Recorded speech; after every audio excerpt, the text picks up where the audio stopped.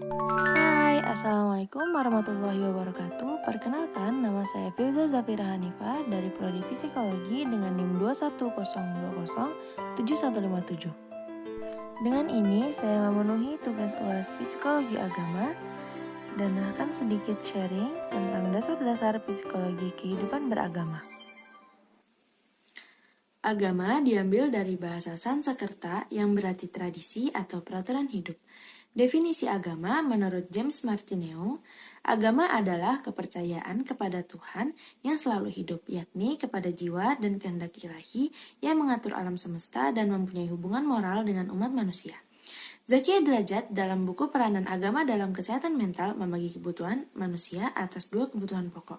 Yang pertama ada kebutuhan primer yaitu kebutuhan jasmani seperti makan, minum, dan sebagainya. Kebutuhan ini didapatkan oleh manusia secara fitrah tanpa dipelajari. Kemudian yang kedua yaitu kebutuhan sekunder. Kebutuhan rohania seperti jiwa dan sosial. Kebutuhan ini hanya terdapat pada manusia yang sudah dirasakan sejak manusia tersebut masih kecil. Kebutuhan rohani dan jasmani haruslah balance dan seimbang dalam kehidupan manusia.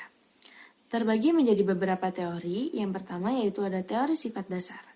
Teori ini mengungkapkan bahwa agama dianggap sebagai ekspresi dari dorongan alamiah atau religious instinct dalam diri manusia. Teori insting populer di awal perkembangan psikologi agama. William MC Dougal adalah salah seorang tokoh psikologi klasik yang menyebutkan bahwa agama merupakan hasil dari sekumpulan insting yang terdiri dari 3 insting, yaitu yang pertama ada rasa ingin tahu, yang kedua takut, yang ketiga yaitu perasaan tergantung. Ditambah dengan emosi-emosi beragama, antara lain yaitu takjub, terpesona, kagum, dan penghormatan. Menurut Pasiak, 2002, dasar biologis kecenderungan manusia beragama menurut teori yang paling mutakhir berkaitan dengan ditemukannya ghost spot pada otak manusia. Yang kedua yaitu ada teori sifat kognitif.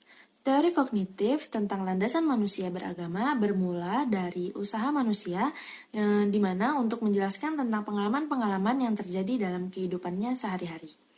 Agama sangat berkaitan dengan perkembangan kognitif manusia. Agama juga mampu memberikan jawaban terhadap pertanyaan-pertanyaan yang sering muncul berkaitan dengan masalah dengan keterbatasan manusia. Karena pikiran manusia itu mampu melewati batas-batas situasi. Terdapat 4 komponen intelijensi dari Elkindi, yaitu ada konservasi, perwakilan, yang ketiga mencari relasi, dan yang terakhir yaitu mencari pengertian. Kemudian yang ketiga ada teori emosi. Teori dasar-dasar emosional dari munculnya agama dan keberagamaan seseorang adalah bahwa manusia itu sangat lemah menghadapi berbagai macam persoalan dalam kehidupannya, maupun seperti fenomena-fenomena alam. Reiche berpendapat bahwa agama itu muncul dari hasil pemahaman manusia yang menganggap bahwa kehidupannya di dunia ini tuh penuh dengan persoalan atau kesedihan. Agama ini merupakan tempatnya kita berlabuh seperti ketika menghadapi berbagai persoalan kehidupan yang tidak bisa dihadapi.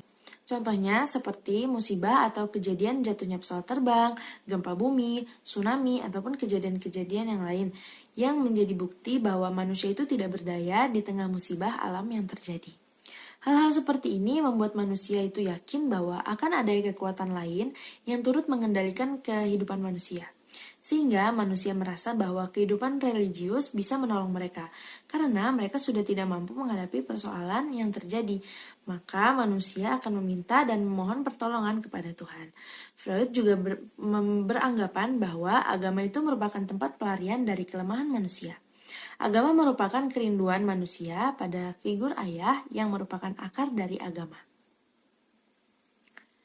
Masih banyak beberapa teori lainnya dari yang disebutkan sebelumnya. Mungkin seperti yang pertama ada teori sosial yang muncul karena pengaruh sosial. Contohnya seperti seorang anak yang lahir dengan ketidaktahuannya akan tetapi memakai kemampuan modeling yaitu memodelingkan orang tuanya. Dengan begitu sang anak akan mempelajari kegiatan religius dari orang tuanya. Kemudian ada teori akulturasi diri dari pandangan psikologi humanistik di mana kesadaran lebih tinggi dari tingkat kesadaran normal dari manusia biasanya. Di sini manusia mampu menjangkau potensi transendental. Arjana memunculkan beberapa konsep psikologis. Yang pertama ada mendapatkan rasa aman, kemudian yang kedua itu menemukan penjelasan, yang ketiga menemukan pembenaran praktik dalam kehidupan dan meneguhkan tatanan nilai. Kemudian yang terakhir memuaskan kerinduan kepada Tuhannya. Mungkin sekian yang dapat saya sampaikan. Terima kasih. Wassalamualaikum warahmatullahi wabarakatuh.